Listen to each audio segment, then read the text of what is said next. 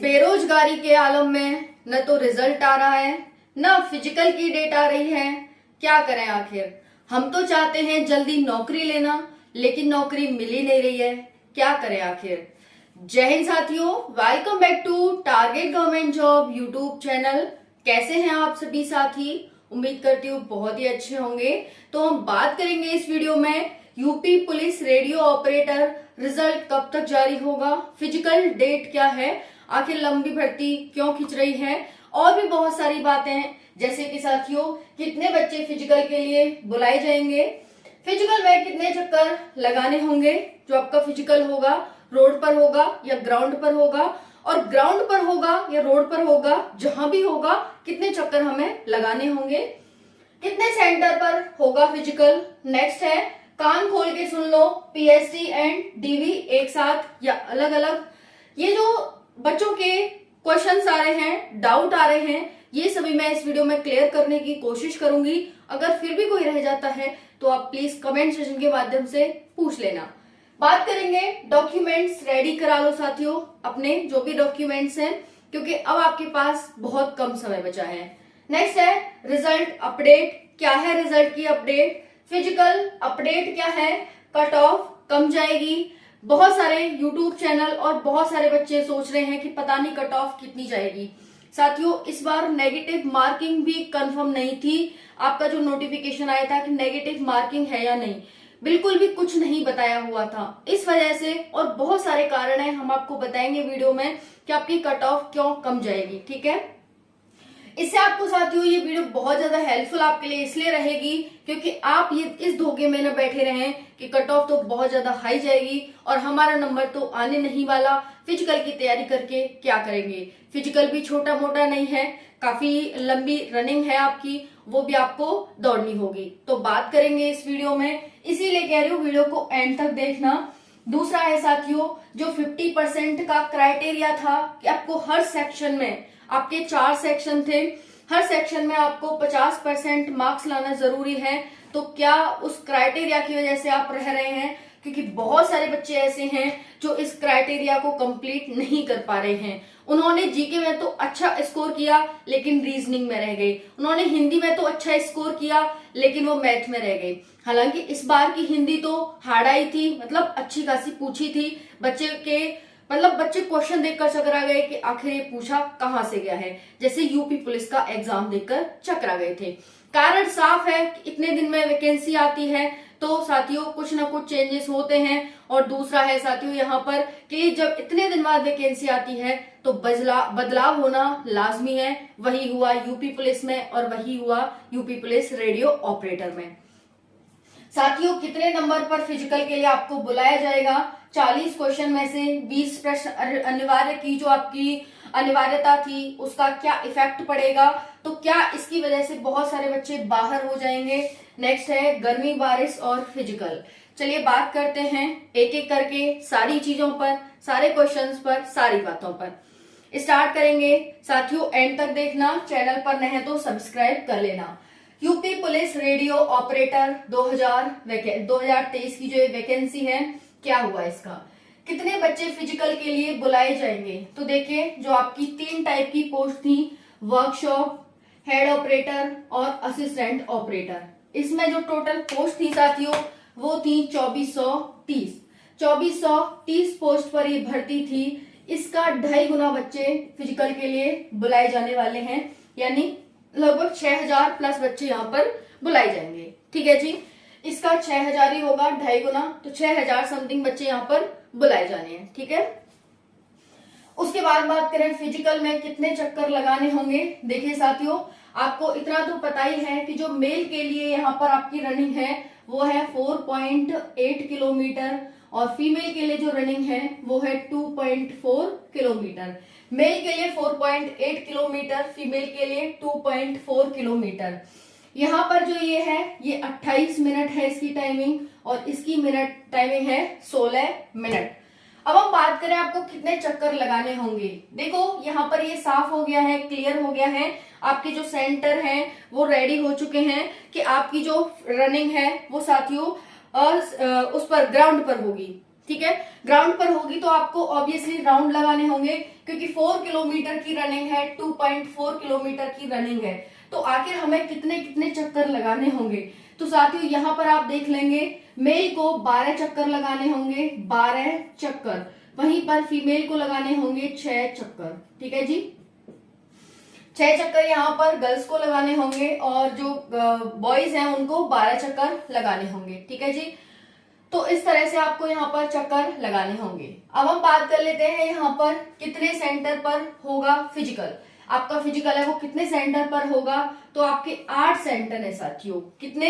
8 centre हैं। कौन कौन से 8 सेंटर हैं? पहला है आगरा, दूसरा है प्रयागराज, आगरा प्रयागराज, फिर है आपका आगरा प्रयागराज लखनऊ, नेक्स्ट है मेरठ, नेक्स्ट है आपका कानपुर। तो आगरा प्रयागराज लखनऊ मेरठ कानपुर, उसके बाद है वाराणसी, वाराणसी, फिर है साथियों बरेली। ठीक है, तो आगरा प्रयागराज बरेली लखनऊ मेरठ कानपुर वाराणसी, और एक और है साथियों आप सभी का गोरखपुर। ठीक है, तो ये आपके साथियों 8 सेंटर हैं गोरखपुर। इन पर आपकी फिजिकल होने वाले हैं। जो भी साथी बिलोंग करते हैं कहीं से भी, वो साथियों को इन जिलों में पहुंचना होगा, जो कि यूपी के जिले हैं। नेक्स्ट बात करते हैं, कान खोल के सुन लो, पीएसटी एंड डीवी एक साथ या अलग अलग। तो आपका जो पीएसटी एंड डीवी है वो अलग अलग होगा, एक साथ नहीं होगा। तो हम एक साथ को यहाँ से काट देते हैं कि एक साथ आपका फिजिकल और डीवी नहीं होगा, बल्कि अलग अलग होंगे। अब बात आती है कि हम अपने डॉक्यूमेंट्स रेडी करा लें। जी हाँ साथियों, जो भी आपका कास्ट सर्टिफिकेट है रेडी करा लीजिए, जो भी आपका डोमिसाइल है रेडी करा लीजिए साथियों। अगर आपकी कोई गलती है नाम में, माता पिता के नाम में, डेट ऑफ बर्थ में यानी डीओबी में, तो आप उसे चेंज करा लीजिए। कोई नेम में गलती है आप उसे चेंज करा लीजिए, अभी सही करा लीजिए साथियों।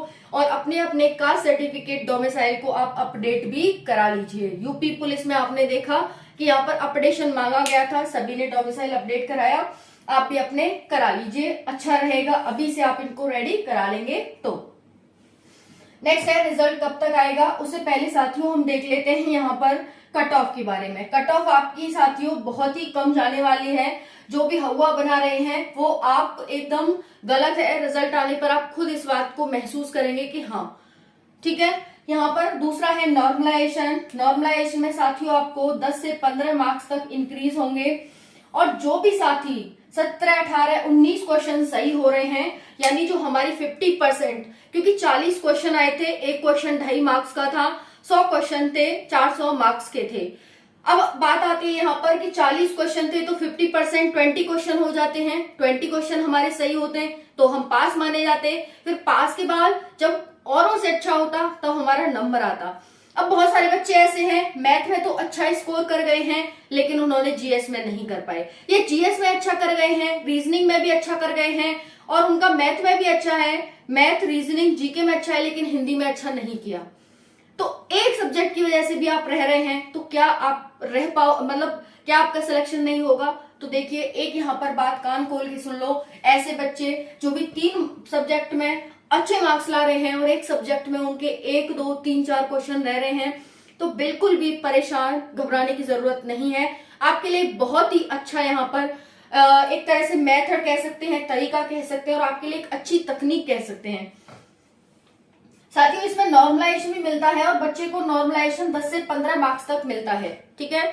क्योंकि जो आपका एग्जाम हुआ था साथियों, वो आप सभी का जो एग्जाम हुआ था वो 1 से अधिक शिफ्ट में हुआ था, और जो 1 से अधिक शिफ्ट थी, इस वजह से यहाँ पर जो टोटल शिफ्ट थी वो साथियों 16 शिफ्ट थी। 16 शिफ्ट में आपका एग्जाम हुआ था। 29 जनवरी से 8 फरवरी के बीच में आपका एग्जाम हुआ था।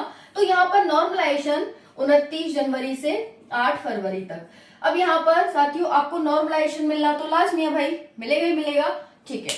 तो अगर आपके 17, 18, 19 क्वेश्चन सही हो रहे हैं और आप 1, 2, 3 क्वेश्चन से रह रहे हैं, तो परेशान ना हो, आपके नॉर्मलाइजेशन में मार्क्स इंक्रीज हो जाएंगे, ठीक है।